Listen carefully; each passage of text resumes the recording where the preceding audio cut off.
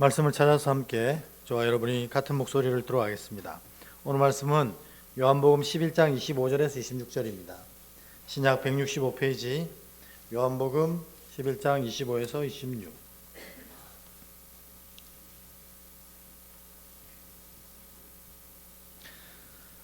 요한복음 11장 25에서 26절을 저와 여러분이 한 목소리로 같이 읽겠습니다. 시작. 예수께서 이르시되 나는 부활이요 생명이니 나를 믿는 자는 죽어도 살겠고 무릇 살아서 나를 믿는 자는 영원히 죽지 아니하리니 이것을 내가 믿느냐? 아멘. 앞뒤로 또 인사하고 시작하겠습니다. 주 안에서 사랑합니다. 인사하겠습니다. 오예배 사도신경에 대해서 계속 얘기하고 수요일을 거쳐서 말씀을 나누었는데 오늘 드디어 사도신경 마지막 시간입니다. 처음 시작할 때 마음이 이 마지막에 끝까지 남아서 하나님을 온전히 고백하는 우리가 되었으면 좋겠습니다. 오늘은 몸의 부활과 영생에 관한 얘기입니다. 결국 우리 모두는 죽는다는 얘기입니다. 여러분, 죽음 이렇게 하면 여러분은 어떤 느낌이 드십니까? 조금 상황을 좀 만들어 볼까요? 오늘 여러분이 소화가 잘 안 돼서 병원에 갔습니다. 근데 병원 의사가 청진기를 좀 대보더니 사진을 찍어보자. 사진을 찍었습니다. 사진을 유심히 살펴보던 의사가 심각한 표정으로 이렇게 얘기합니다. 큰 병원에 가보셔야겠습니다. 그러면 여러분 마음은 어떻습니까? 툭 떨어지죠, 마음이. 큰 병원. 그래서 불안한 마음으로 큰 병원에 갑니다. 병원이 바뀌면 검사를 처음부터 끝까지 다 새로 하잖아요. 그래서 검사, 이런 검사, 저런 검사 다 받고 초조하게 결과를 기다리고 있는데 이 교수님 표정이 안 좋습니다. 그리고 첫 말을 이렇게 얘기하는 거예요. 아니 어쩌다가 이제 오셨어요? 이건 뭐야? 왜요 선생님? 현대의학으로는 해줄 수 있는 게 없는 상태입니다. 그저 집에 돌아가셔서 맛있는 거 많이 드시고 그렇게 지내십시오. 우리가 해드릴 수 있는 건 없습니다. 아니 도대체 무슨 병이길래 그렇습니까? 환자분의 병은 지금 현재 암 말기입니다. 그런데 이미 다 전이가 되어서 어떻게 손 써봐야 소용이 없을 지경이 되었어요. 제가 어떻게 해줄 수 있는 게 없습니다. 아니 그러면 얼마나 살 수 있습니까? 글쎄, 잘은 몰라도 이 정도의 상태라면 아마 6개월을 넘기기는 힘들 것 같습니다. 자, 여기까지 상황을 설정했습니다. 여러분 지금 기분이 어떠세요? 지금 이 분위기가 여러분 기분을 대변하는 것 같습니다. 착착하고 깝깝하고 내가 알던 모든 것을 다 내려놓아야 하고 지금 만나던 모든 사람들과 다 헤어져야 하는구나. 특별히 자식이 어리다면 더 눈에 밟히고 이제 막 결혼했다면 너무 배우자에게 미안하고 모셔야 될 부모가 있다면 부모님은 어떻게 하지? 하는 생각이 들 겁니다. 이제 상황 설정은 여기까지 하고 믿음으로 돌아가 봅시다. 우린 다 예수를 믿는 사람인데 이제 여러분이 죽는다면 어떤 느낌이 들겠습니까?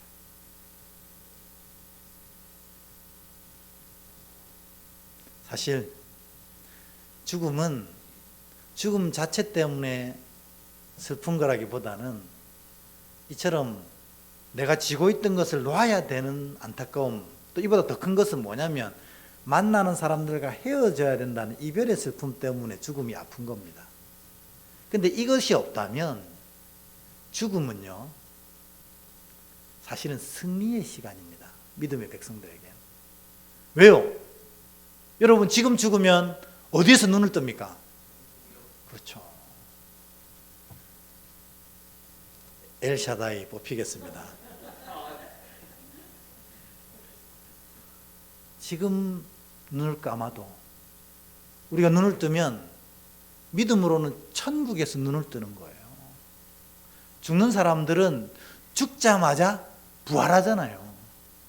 그런데 그 부활은 사실은 온전한 부활은 아닙니다. 우리의 영과 혼과 육이 결합되어져서 생명이 됐는데, 사람은 영, 혼, 육, 이 세 가지 중에 어떤 것이 죽어도 죽음이에요. 존재할 수 없어요. 그런데 특별히 믿음을 가진 백성들은 육이 죽음에도 불구하고 그 영이 하나님 계신 곳으로 가서 예수님 말씀대로 너가 나와 함께 오늘 낙원에 있으리라, 이렇게 얘기합니다. 그러니까 우리는 죽으면 눈 뜨는 게 어디예요? 천국에 있는 낙원에서 눈 뜨는 거예요. 그런데 어떤 상태로? 영의 상태로 낙원에서 눈을 뜨는 겁니다. 그러니까 이거를 첫 번째 부활이라고 부릅니다. 그래서 믿음의 백성들은 죽자마자 부활해서, 사실 믿음의 죽음은 사망 권세를 이기는 시간이라는 겁니다.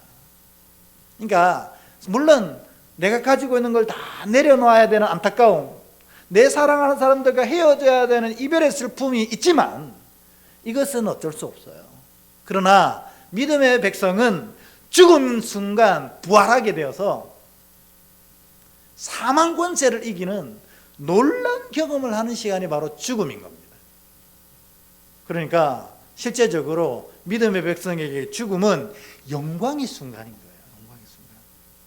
그래서 예수 믿는 사람들은 죽음이 아프지만 죽음을 두려워하지는 않습니다.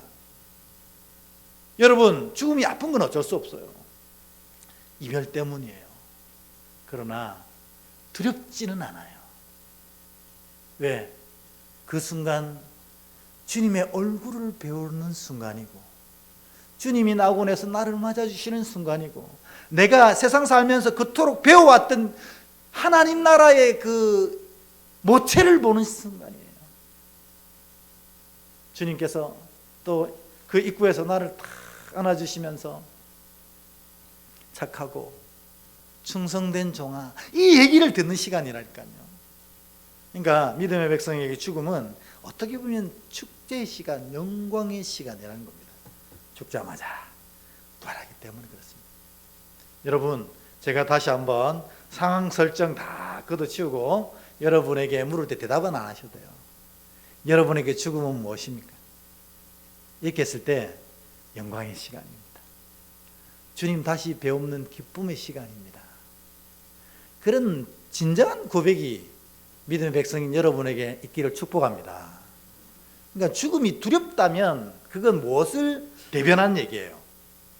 내가 믿음이 없다는 걸 대변하는 거예요. 죽음이 두렵다면.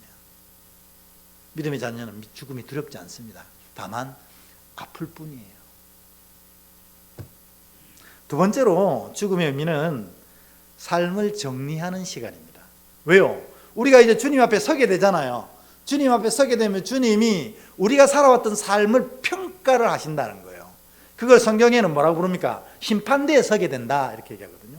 그러니까 사실은 우리가 믿음을 제대로 안 믿고 엉뚱한 삶을 살았으면 그게 심판이지만, 우리가 믿음을 온전히 지키면서 예수 그리스도의 말씀을 따르면서 온전히 살았다면 그게 뭐냐면 정리해가지고 사실은 세상으로 표현하면 월급날인 거죠. 한 달 너의 인생을 참으로 수고했고 내가 수고한 너에게 이런 은혜를, 이런 상급을 주겠다 하시는 순간이라는 겁니다. 그러니까는 내가 부활해서 주님 얼굴 배우는 것도 기쁜데 주님이 손에 딱 쥐고 내가 그동안 하나님을 믿고 신뢰하며 살았던 상급을 이렇게 주시는 거예요. 그 상급이 뭔지는 성경에 안 나와 있습니다. 그러니까 이거를 그래서 어떤 분은 뭐 황금집에 살고 뭐 짜장면 배달하고 막 이런 얘기를 하시던데 그거는 은유입니다. 비유. 것은 없습니다. 황금이 천국에서도 가치 있고 귀한 거라면 그곳은 지옥입니다. 이거 아무것도 아니에요. 그 상급이 뭔지는 잘 모르겠습니다만 틀림없는 건 칭찬하시고 상급을 주신다 하셨어요. 그 시간인 거예요. 그러니까 우리가 살아왔던 삶이 어떻게 살았는지 주님으로부터 평가받는 시간이라는 거예요. 여러분 모두가 제가 좀 전에도 말씀드렸지만 이런 고백을 들었으면 좋겠습니다. 착하고 충성된 나의 종아. 그런 얘기를 들어야 돼요. 근데 게으르고 악한 종아, 이런 얘기를 듣는다면 얼마나 속상하겠어요. 더군다나 일평생 내가 성경책 끼고 교회를 왔다 갔다 했는데 악하고 게으른 종아 이렇게 하면 얼마나 속상하겠어요. 착하고 충성된 종아, 네가 작은 일에 충성하였으면 큰 것을 내게 맡기노라. 이런 삶의 정리의 시간이 되시길 주의 이름으로 축복합니다. 세 번째로는요, 새로운 출발을 하는 시간입니다. 근데 우리가 지금 살았던 시간들은 사실 길어봐야 120년입니다. 우리 지금 청년들이 평균 수명이, 기대해야 하는 수명이 120세래요. 그러니까 지금 이쪽에 앉아있는 청년들은 120세까지는 산대요. 언제? 70세가 되는 때에 무사히 넘기면 120세까지 산답니다. 그러니까 이 우리의 삶은 사실은 저 청년들의 기준에 의하면 또 저보다 어린 친구들은 더 많이 살겠죠. 끔찍하긴 합니다. 어쨌든 120세가 되는 시간이 마치는 시점이 있다는 거예요. 태어난 시간이 있으면 마치는 시점. 그런데 여기서 말하는 새 출발은 뭐예요? 영원해진다는 겁니다. 우리가 이 120세가 막 그때까지 살아야 돼 이런 느낌이 드시는 분이 있다면 영원한 시간에 비하면 점도 안 되는 시간이에요. 점도 안 되죠. 근데 문제가 너무 안타까운 게 뭐냐면 이 점 같은 시간이 이 영원한 시간의 내용을 결정한다는 거예요. 지옥 속에서 고통스럽게 살다가 사라지는지, 영원한 복락 가운데 아버지랑 같이 사는지, 이 점도 안 되는 시간 통해서 결정이 된다는 거예요. 그래서 이 설교하는 사람들은 사실 목이 터져라 설교를 할 수밖에 없어요. 왜냐하면 이 순간 이 말씀을 통해서 변화된다면 그 영원한 시간을 누릴 수 있게 됩니다. 근데 이 순간 이 말씀을 제대로 받지 못한다면 지옥불에 고생하다 사라질 수밖에 없다는 겁니다. 그래서 이 죽음을 앞두고 성경이 이렇게 권면을 합니다. 전도서 7장 4절입니다. 우리 같이 한번 읽어볼까요? 시작. 지혜자의 마음은 초상집에 있으되 우매자의 마음은 혼인집에 있느니라. 아멘. 그러니까 여러분 진짜 지혜자들은 항상 마음이 초상집에 있어야 돼요. 이게 무슨 말이냐면 죽음을 염두에 두고, 죽음을 염두에 둔다는 것은 우리가 하나님 앞에 설 때를 염두에 두고 살아야 된다는 거예요.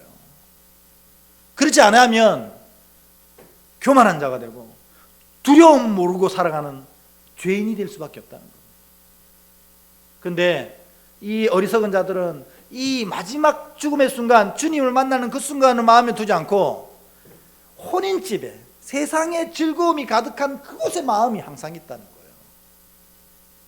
고작 해봐야 120년인데 영원한 시간을 망치실 겁니까? 그러니까 여러분 전도서 7장 4절은 사실은 여러분 심장에 새기셔도 아깝지 않은 말씀입니다. 그래서 이 심장이 쿵 울릴 때마다 이게 내 마음을 찌르는 말씀. 지혜자의 마음은 초상집에 있으되 우매자의 마음은 혼인집에 있느니라. 내 마음 도대체 어디 있지? 이게 죽음 앞에서 믿음으로 죽음을 준비하는 사람의 모토라고 할 수 있습니다. 여러분 옆에 분에게 이렇게 한번 축복해 주세요. 정말 믿음의 죽음 맞이하시기 바랍니다. 이러면 좀 마음이 그런가요? 그럼 이렇게 얘기해요. 믿음의 죽음을 소유하십시오. 우리 한번 축복하겠습니다. 시작. 믿음의 죽음을 소유하십시오. 네. 여러분, 잘 죽어야 됩니다. 근데 이 죽음이 우리에게는 아무것도 아닌 것은 부활이 있기 때문 아닙니까? 죽음이 끝이면 우리 이렇게 살 이유가 없어요. 이 시간에 뭐 하는 거예요? 저희 오전에도 예배 드렸는데 오후에 지금 뭐 하는 거예요 도대체? 일주일 내 일하고 주일 하루 쉬는데 주일 쉬는 날 여기 나와서 뭐 하시는 거예요? 우리에게 부활이 있기 때문에 그렇습니다. 근데 부활은 두 가지라잖아요. 뭐냐면 첫 번째 부활, 믿는 사람들은 죽자마자 부활한다. 이게 첫 번째 진리입니다. 그러니까 여러분들 오늘 사망의 선고가 나고 이 육신의 장막을 벗는 안타깝다고 할 수 있나요? 육신의 장막을 벗는 일이 생긴다 하더라도 믿음의 자녀는 죽자마자 부활합니다. 그래서 너가 나와 함께 오늘 낙원에 있으리라 선언하신 그곳에 가게 되고 예수님의 얼굴을 직접 배우게 되고 그분의 품에 안겨서 이제 착하고 충성된 종아 참 수고했다. 여기서 푹 쉬거라. 이런 음성을 듣게 되는 겁니다. 그러니까 죽음이 우리에게는 정말 기대되는 기쁨입니다. 왜? 이와 같이 부활하기 때문에 그렇습니다. 여러분 믿으십니까? 여러분 지금 죽으셔도 천국에서 눈 뜹니다. 낙원에서 눈 뜨게 되는 거예요. 그래서 그곳으로 가게 됩니다. 근데 예수 믿는 사람들은 부활을 2번 거쳐요. 예수 안 믿는 사람들은 한 번만 합니다. 그들은 죽자마자 존재가 사라져요. 어디가 있는지 몰라요. 지옥에 있다 이렇게 얘기하지만 글쎄 성경이 정확하게 표현하지 않고 있어요. 우리는 낙원에 간다고 얘기했지만 어쨌든 간에 2번째 부활이 있습니다. 2번째 부활. 주님이 재림하실 때에 우리가 영의 상태로 낙원에 있다가 우리의 썩어진 육신이 다 흩어졌지만 그 에스골 골짜기에 마른 뼈가 살아나는 것처럼 우리의 모든 육신이 살아나서 이 천국에 있던 우리의 영혼과 결합을 해서 주님의 심판대 앞에 서서 우린 영원한 새 하늘과 새 땅, 이거 진짜 하나님 나라입니다. 새 하늘과 새 땅에 쏙 들어가게 됩니다. 그런데 믿지 않던 자들은 어떻게 됐느냐? 그 육신이 에스골 골짜기의 뼈처럼 부활해서 어디에 있는지 모르겠지만 지옥의 감옥에 있든지 고통받고 있든지 어쨌든 그 영이 올라와서 이 육신과 결합해서 심판대 앞에 서고 이런 죄를 저지른 자는 지옥의 형벌에 떨어진다는 선고를 받고 무저갱에 빠져서 고통받다가 그 고통이 다 하는 순간 영원히 존재가 사라지게 된답니다. 근데 고통이 다 할 때까지. 제가 이 죽음에 대한 엄청나게 많은 연구들도 있고 또 그걸 통해서 영화도 참 많이 만들었거든요. 근데 제가 죽음에 대한 영화를 하나 봤는데 마칠 때가 됐나요? 지옥에 대해 표현하는데 기가 막히게 표현했어요. 지옥은 우리로 따지면 철창이 있고 그 안에서 막 뜨거운 물로 막 타고 막 뜨거워 하다가 종이 땡 울리면 10분 휴식.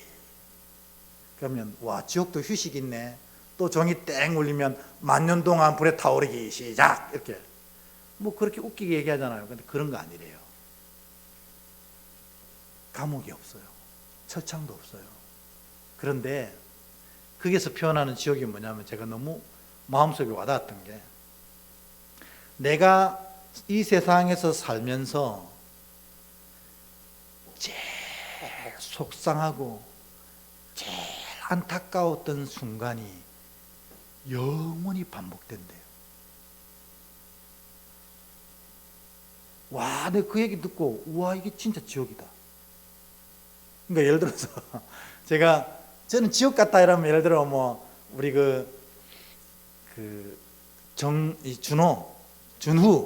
준우를 만나면 난 지옥 같아요. 근데 지옥에 가면 매일 준우를 만나는 거 아니에요. 매 순간 준우라 사는 거예요. 와, 제가 그 표현을 듣고 이게 진짜 지옥이구나. 진짜 지옥. 어떤 사람은 그런 사람이 거기에서 표현할 때 그런 사람이 있었어요. 이 사람이 세상 살 때 너무 악하게 살아가지고 부모를 칼로 찔러 죽였어요. 근데 나중에 철이 들다 보니까 이게 좀 후회스러운 거예요. 얘가 죽어 지옥에 떨어졌는데 그 순간이 끊임없이 반복되는 거예요. 부모를 찔러 죽여.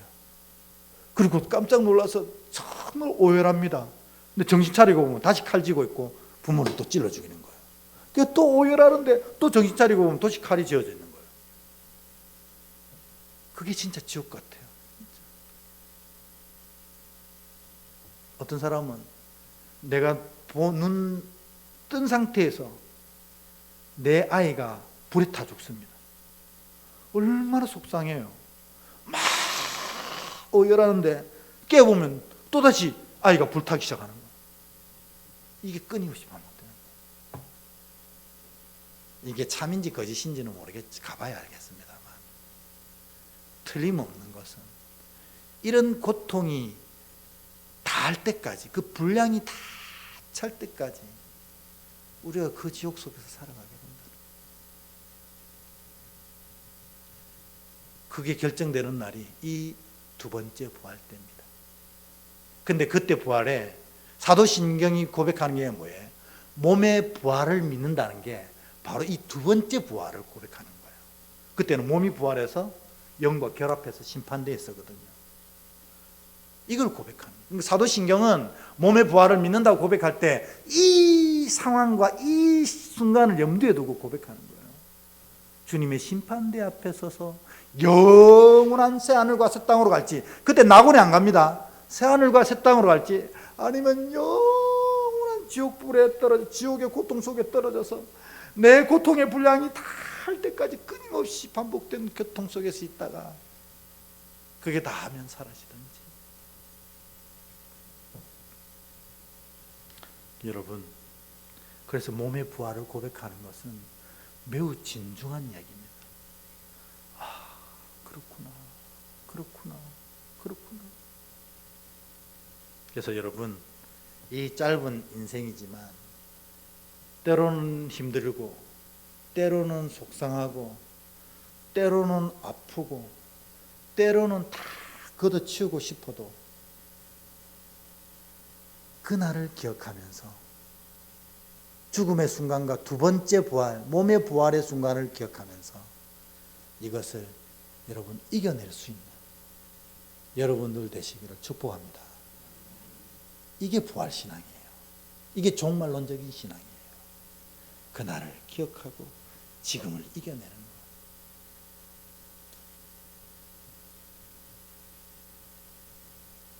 그래서 믿음의 자녀에게 죽음은 새하늘과 새 땅으로 가는 소망의 시간이라는 것.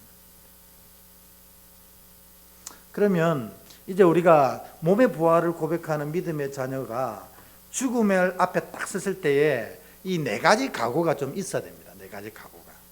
첫 번째 각오가 뭐냐면 언제 죽을 줄 모른다는 거예요. 우리가. 그게 좀 안타까워요. 틀림없는 건 죽어요. 여기 계신 분들 중에 나는 절대로 안 죽습니다 하시는 분 있으면 비결 좀 알려주세요. 근데 죽어야 천국 가기 때문에 죽어야 됩니다. 그런데 문제는 언제 죽을 줄 모른다는 거예요. 그래서 제일 좋은 고백이 뭐냐면 오늘이 마지막 날이라는 거예요. 오늘 마지막 날. 이 예배가 여러분 마지막 예배입니다. 그러면 여러분 이 예배가 어떤 마음으로 드려지겠어요? 오늘 내가 준우를 만난 마지막 순간입니다. 그러면 내가 가지고 있는 걸 준우에게 다 줄 수 있어요. 이제 더 이상 못 만나기 때문에 항상 이 마지막을 살아가는 마음으로 살아야 돼요. 그럼 모든 게 은혜가 돼요. 모든 게. 저 사람 나를 진짜 괴롭히는 사람이 있어요. 근데 오늘이 마지막이에요. 그럼 나를 괴롭히고 싶어도 못 괴롭힌다. 그럼 잘해줄 수 있는 거예요. 예수님이 원수 사랑하라고 했는데 그거 어떻게 할 수 있습니까? 오늘이 마지막이기 때문에 사랑할 수 있는 거예요. 내일 또 만나면 어떡해? 그날 또 마지막인 거예요. 왜냐하면 우리는 오늘밖에 없어요. 오늘밖에. 우리가 예수님이 그런 얘기 하셨거든요. 이걸 예수님의 표현을 아주 세상적인 표현으로 하면 이렇습니다. 너네들 참 건방지다.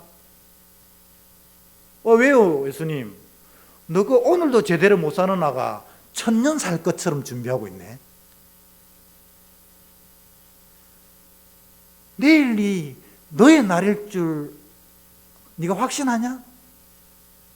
오늘 이 밤에 네가 모든 일을 다 해놓고 내일 그것을 누리자 할 때에 오늘 이 밤에 너의 영혼을 데려갈 때 내일 네가 모은 것은 누구 것이 될 것이뇨? 이렇게 주님이 놀리시잖아요. 예수 믿는 사람들은 오늘을 살아가는 사람입니다. 내일은 하나님의 시간입니다.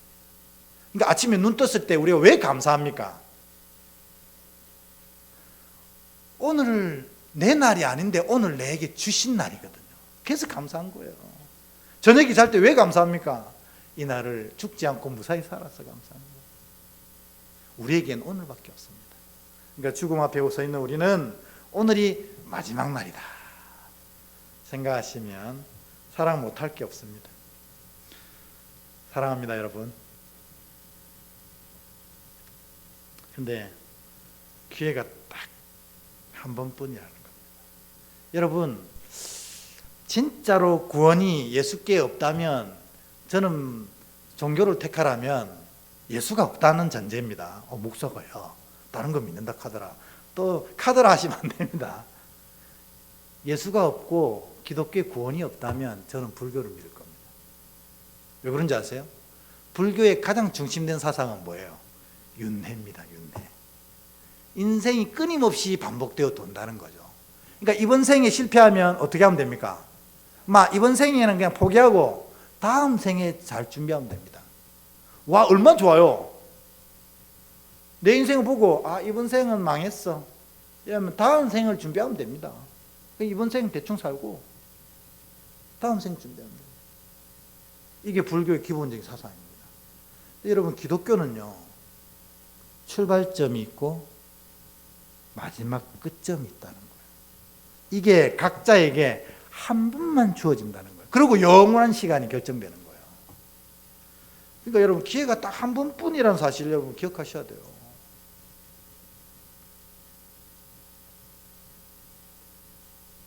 그러니까 오늘 하루가 마지막입니다. 그런 마음으로 사셔야 돼요. 성경이 그래서 하라고 하면 성경이 하라는 대로 하셔야 됩니다. 그거 할 수 있는 마지막 날이거든요. 우리는 항상 천년 만년 살 것처럼 생각한다니까요. 그래서 이번만 요구하고 다음부터 하겠다, 맨날 그 얘기잖아요. 여러분, 제가 이 30년 가까이 목회 생활하면서 얼마나 많은 신방을 했겠어요. 신방하면 믿음의 위기를 겪는 모든 분들의 말들이 똑같아요. 목사님, 이번 일 마치고 다음부터는 열심히 할게요. 그런 분들 치고 죽게 돌아온 사람이 그렇게 많지 않습니다. 왜냐? 믿음은 기회는 딱 한 번뿐이거든요. 오늘 마지막으로 알고 오늘 주님께 인정받는 삶을 살아내시는 여러분 되시길 축복합니다. 세 번째로, 도둑이 아니라 신부의 마음으로 사는 겁니다. 여러분, 성경에 보면 하나님의 날, 예수님이 임하시는 날을 기다리는 두 부류가 있어요. 하나는 도둑이고 하나는 신부예요. 마음이 그렇다는 거예요. 여러분, 도둑을 기다리는 사람의 마음은 어떨까요? 분명히 우리 집에 도둑 든다고 예고를 했어. 근데 이게 언제 올지 모르잖아요. 그러니까 잠을 자도 잠을 자는 것 같지 않아요. 부스럭하면 눈 부뜩 떠요. 도둑이 오려나. 그러니까 주님이 오심을 혹은 죽음을 도둑처럼 기다리는 사람은 믿음이 없는 사람이라는 거예요. 왜? 불안함으로 기다리는 거지.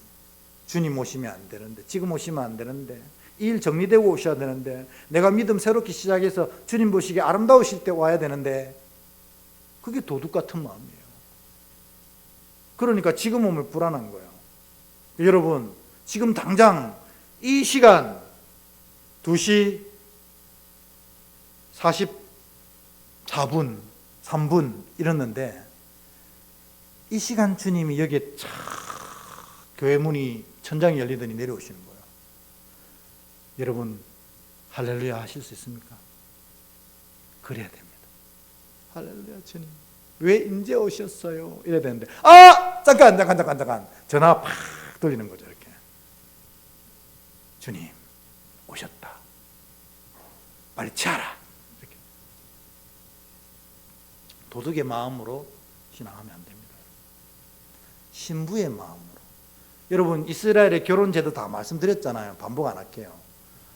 이제 이 신부라는 건 이미 정혼하고 나서 신부는 신부 수업하고 신랑은 이 신혼집을 마련해 가지고 신혼집이 다 되면 신부를 부르러 오거든요. 그걸 기다리는 신부예요. 그러니까 뭐 마을 어귀에 뭐 어수선하면은 신랑인가 싶어 가지고 이래 보는 거잖아요. 우리 신랑 잘생긴 신랑 멋진 신랑 나랑 평생 함께할 신랑 그분이 오시는 걸 기다리는 마음이 신부의 마음이에요. 그러니까 이런 사람들이 예를 들어 이 교회 천정이 열리고 주님이 탁 내려오시면 어때요? 여보! 하는 마음으로 달려가지 않겠어요? 여보! 하는 마음으로. 내가 당신 얼마나 기다렸는지 몰라요. 여러분은 도둑이 아니라 신부의 마음으로 주님을 기다릴 수 있는 복된 자 되시길 축복합니다. 마지막으로 사실 우리 인생이라는 게 이 죽음을 향한 여행을 준비하는 거예요. 왜냐하면 우리 본향은 여기가 아니고 거기거든요. 결국 우리는 다 돌아가야 됩니다. 근데 반대인 것 같은 삶이 있어요. 여기에 영원히 살고 저기에 잠깐 가는 것처럼 생각하는 겁니다. 해외여행 가듯이 천국을 보는 분. 여기가 여행 온 겁니다. 그래서 사실은 그곳으로 돌아가는 준비를 여기서 그냥 하는 겁니다. 오늘 몸의 부활과 영생을 믿는다는 것은 바로 이런 의미가 있다는 것입니다. 오늘 설교 전체를 한마디로 얘기하면 이렇습니다. 지금 당장 내 앞에 주님이 재림하신다면 여러분 할렐루야 하실 수 있습니까? 그렇게 사는 게 믿음입니다. 그렇게 살아야, 그렇게 되어져야. 주님 잠깐만 just a moment, 1시간만 기다려주세요. 이렇다면 아니 주님 오늘 말고 내일 오세요. 내일. 오늘 내가 다 정리하고 내일부터 진짜 새로운 인간으로 거듭날게요. 잘못 살았다. 오늘 주님 오실 때에 두말할 것 없이 할렐루야 마라나타 주 예수여 오시옵소서 이런 고백을 할 수 있는 여러분 되길 주의 이름으로 축복합니다. 우리 찬양하겠습니다.